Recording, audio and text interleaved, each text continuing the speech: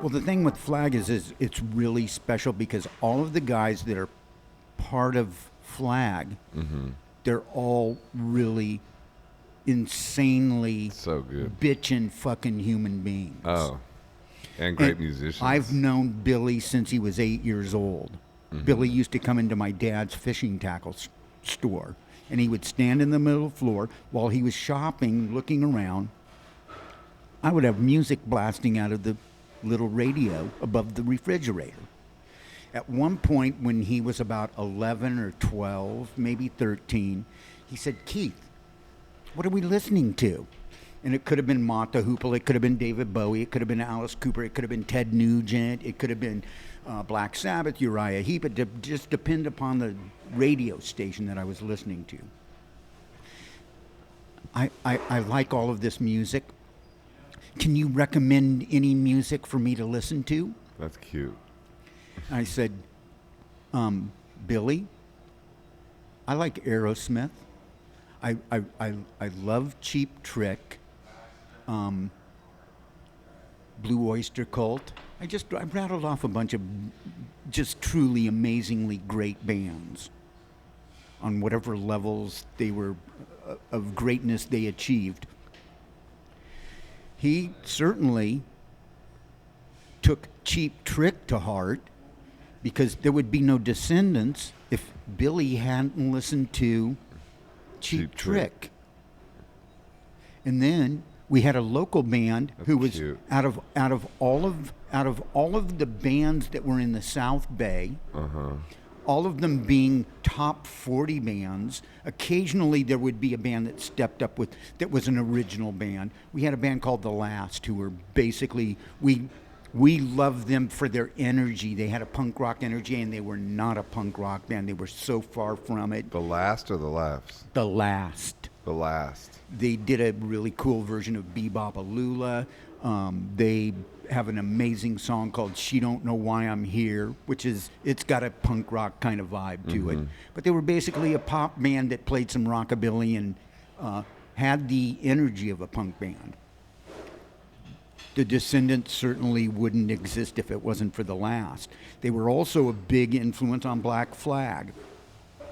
Getting back to all of the guys in Black Flag, who are some of the most amazing people you're going to meet, they're all just, when we get together, it's really special. There's a certain vibe that's happening. It's not a competition. We're getting together because we love these songs. We played these songs. We live these songs. We were a part of these songs. Granted, we didn't write all of the songs. We wrote some of the lyrics. Some of the songs we play were written by Chuck Dukowski, who was the main reason I quit the band when I did. Why? Because He's the bass player, right? Chuck Dukowski, who is the heart and soul of Black Flag, not the mastermind, that would be Greg Ginn. Right. Greg Ginn is a genius guitar player, but sadly he's just such a horrible human being. Nobody wants to be around him. Chuck, when he became he was the fourth bass player in Black Flag. I was in Black Flag for 3 years. In 3 years, we went through 4 bass players. We went through 2 drummers. You know, that's enough lineup changes to last some people for their entire lives. We went through that in 3 years. Chuck became the bass player. Our work ethic completely changed. It's like, now we're going to learn these songs. You know how we're going to learn these songs? We're going to also learn some new songs. You know how we're going to learn them? We're going to get in a room and we're going to rehearse every night for a minimum 4 to 5 hours. Right. No bullshit, no You didn't want to do that? lollygagging. Or did you? No, in the beginning it was like, hell yeah, Right. this is awesome. Yeah. You know, I would get up at 6 in the morning. I would get off of work at 9 o'clock at night, and I would walk up. I would walk up to the church, which was like 2 Beatles songs away from where I worked. And we would get in that room, and we would. The church was like a rehearsal space, or Well, the church was it a real church? It was a real church that Okay. had the church. the church people abandoned it. So bands would rehearse there. There were 2 or 3 bands that rehearsed there. Red Cross was being Right. one of them. Yeah. So we started on this rehearsal regiment that was just beyond ridiculous. And we're rehearsing and rehearsing and rehearsing and rehearsing some more, and it's like, well, when are we going to play? And it's like none of us knew how to like go to the club owner and say, hey, you have an opening slot on Monday night? Could we come and play Monday night? You don't have to pay us. We'll play for a couple of 6-packs. That was how it was in the beginning. No gigs. We played parties. We played a 8th grade graduation party where the one girl drank 2 pots of coffee and was out of her mind, and they had to walk her around, and they were pouring water down her throat, and that was like the big event. We played. The kids in the living room just couldn't believe what was going on. Like, what is this? That must have been mind-blowing. It was. Nobody had seen anything like that. It was ridiculous. That's crazy. Those kids were just. It looked like. Dude, It looked like looked like the city of Tokyo fucking evacuating when Godzilla was gonna fight Mothra. Oh my god. But we all went our separate ways. Yeah. And then there was an opportunity to play a big 3-day anniversary party down at the Santa Monica Civic, which is one of my favorite in all of Los Angeles. It's one of my favorite venues. It's hit or miss sound-wise, but I saw so many fucking great concerts in that room. I saw Rory Gallagher. I saw Queen. I saw Queen with Nazareth. I saw David Bowie and the Spiders from Mars in 1972, and it was like, this is some of the greatest shit I've ever seen. I saw Golden Earring when Caesar the drummer, this was the tour where he was leaping off of his drum stool from behind the drum kit, flying 60 feet through the air, and landing on the tip of the stage. I saw Little Feat, Electric Light Orchestra, Roy Wood's Wizard. I saw the Pretty Things. Oh, geez. I saw Robin Trower. It was just... I've seen Robin Trower before. The first... Jimi Hendrix-esque. Well, he got a couple of lessons from Jimi Hendrix. That's why he went from a Les Paul to a Stratocaster. Yeah. That was how much influence Jimi Hendrix had on him. Great guitar player. Great guitar player. The wah-wah. I was going to say, saw GBH there. Circle Jerks played with GBH. Buzz Cox. I saw the Erg Wars Never heard with the of them. Cramps and the Alley Cats and the Dead Kennedys and Magazine and Pere Ubu. From Ohio. Cleveland, Ohio. That's where I'm from. Akron. So do you know Cheetah Chrome? No.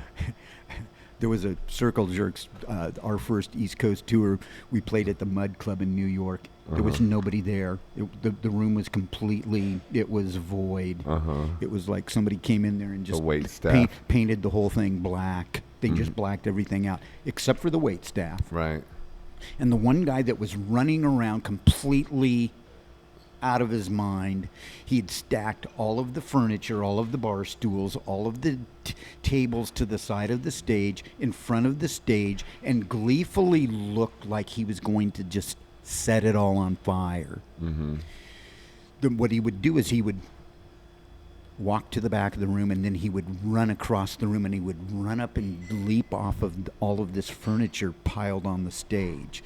And I'm surprised because he didn't land on the drums, but he always managed, he did this like 2 or 3 times, he managed to land on a certain part of the stage where he could stand in front of the bass cabinet and turn all of the knobs all the way to the right. He did the same thing on the opposite side of the stage with the guitar cabinet and did the same thing. And one of the guys looked at me and said, you need to tell him that he needs to stop. He can't do that. And I started laughing. It was like they're getting ready to start up a song and they're jamming. And I'm looking at them and I'm laughing so hard I can't even sing the lyrics. When they're through with the song, I said, "You don't fucking tell Cheetah Chrome not to do what Cheetah Chrome wants to do." The Santa Monica Civic scenario is that we get invited to participate in a 3-night event that included Social Distortion, X, Dickies, Vandals, TSOL, just like 30 bands over the 3 nights. And Gary Tovar, who is responsible for one of the greatest concert promotion companies, Golden Voice, had reached out to Chuck and said, "Chuck, I need you to come out on stage and give a speech to all of these punk rocks. You would be really good at that." And Chuck said, "Gary, give me a few minutes to think about this and I'll call you back." In the few minutes, Gary decided he's not giving a speech.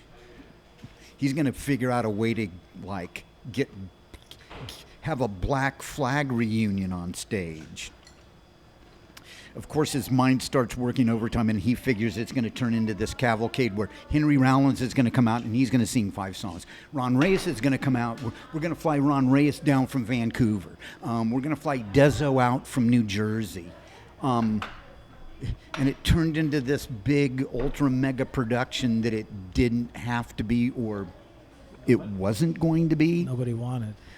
Well, he reached out to Billy, knowing that the Descendants were headlining, and said, "Billy, could we get together? You play drums. Can we get together and could we play some Black Flag songs?" And Billy immediately said, "Yes, let's do this."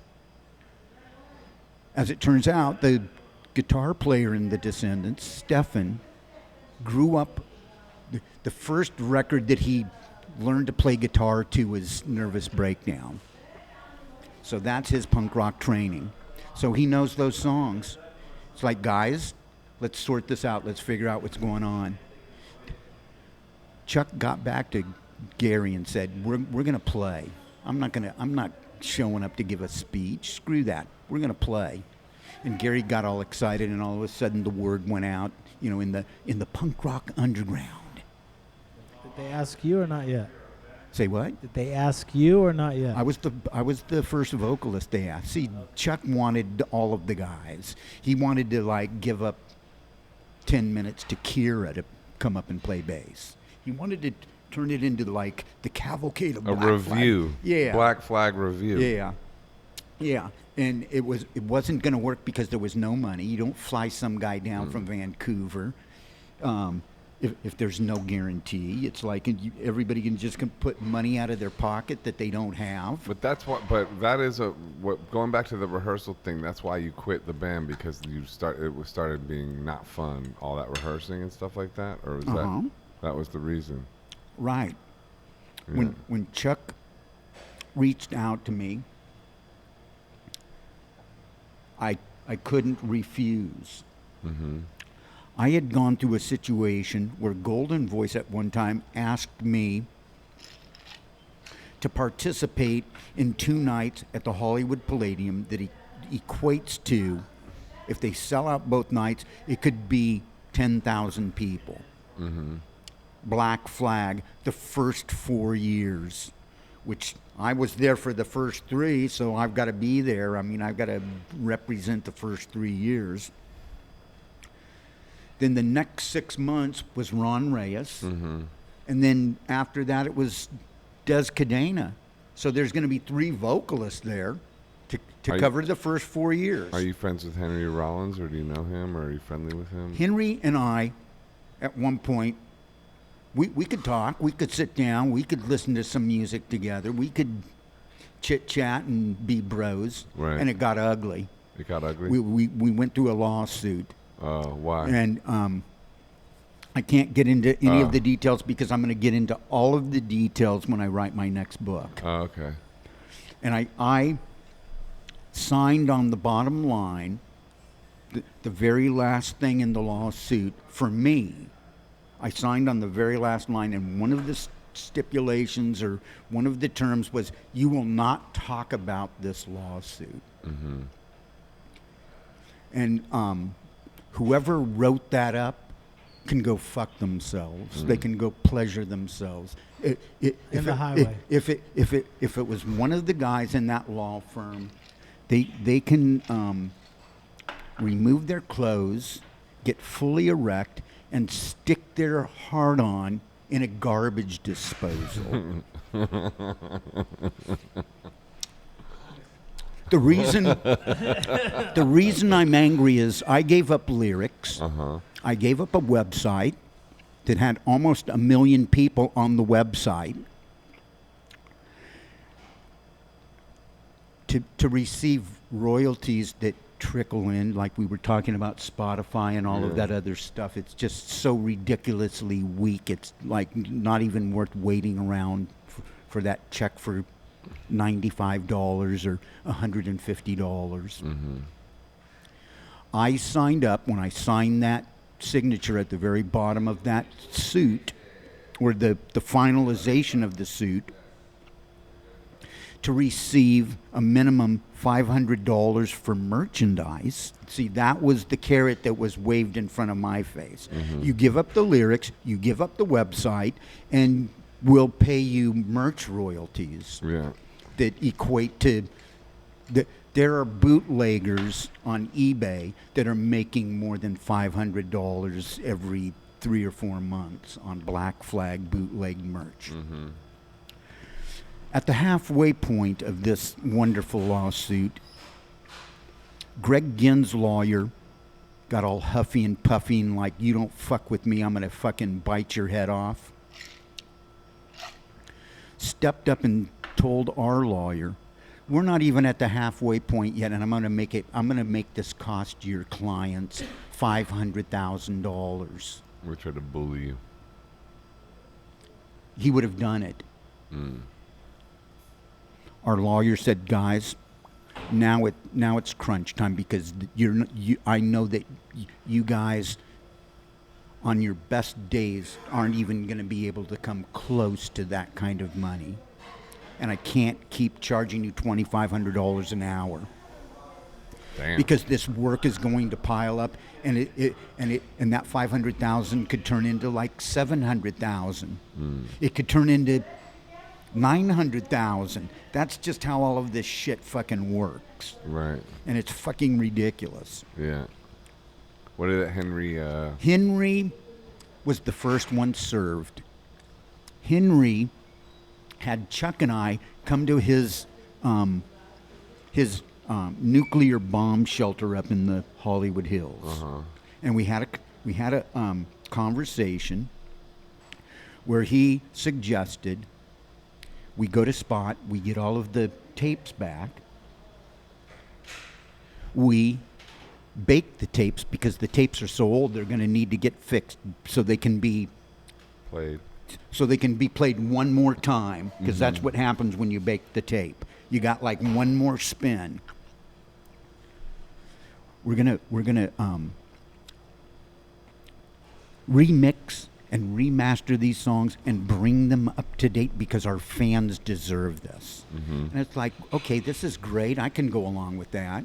We're going to reach out to Spot. We're going to get all of these tapes. And what we're going to do is we're going to make all of the records gatefold records, whether they were gatefold records or not, because everybody that played a role in that particular recording is going to step up, and they're going to, if they write a paragraph, if they write War and Peace or what have you, we're going to make this appealing, because a record nowadays, a brand new record, is like $50. You know, you got to make it worth everybody's time. So there'll be photos.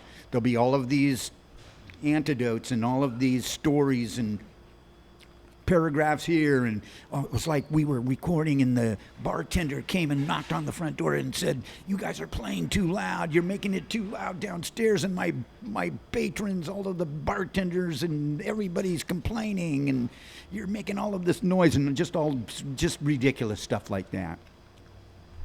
Henry suggested this.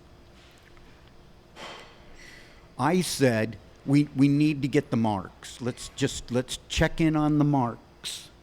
The marks being the 4 bars, and the second mark being the name Black Flag. My lawyer handled it, and he couldn't believe how quickly these people got back to us, because this is a process. Sometimes it takes 3, 4, 5 years to get an answer from these people. It takes that long. They got back to us. It was like 3 months. It was like, are you kidding? Our eyes started spinning. They said, we're giving you the mark for the 4 bars. We can't give you the mark for Black Flag because it's owned by a Japanese clothing company. So what had happened was GINN, in his ego or arrogance, or nobody can mess with me, I'm SST, I'm Black Flag, I'm this and that, apparently just crossed his arms, folded his arms, and said, nobody's going to bother taking any of that away from me. I'll have my lawyer crush them. Right. I'll have my lawyer make it cost $500,000 at the halfway point. So he lost the name. He lost the name. We got the 4 bars, That's so interesting. we had that. One of the things that happened during this process, somehow all of this got leaked out onto whatever pages on Facebook. Right. So you have every fucking critic, every fucking expert, everybody that knows every moment of the history of Black Flag stepping up going, Keith Morris is a thief. He went behind Greg Ginn's back. He tried to take some stuff that didn't belong to him, which was so far from the case, but I actually wanted to do that at one time. Right. I'm raising my hand saying, yeah, I at one point considered doing that. I at one point considered going to everybody that was part of the band that had never received royalties and suing Greg Ginn's ass. So it would equate to like 7 or 8 people.